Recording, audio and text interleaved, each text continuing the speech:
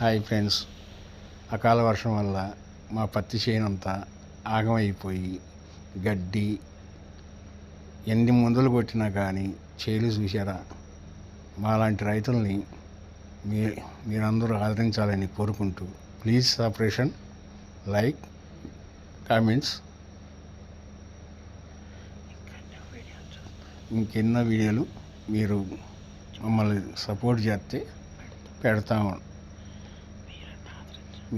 మీరందరూ నన్ను ఆదరించాలని కోరుకుంటున్నాం. Thank you.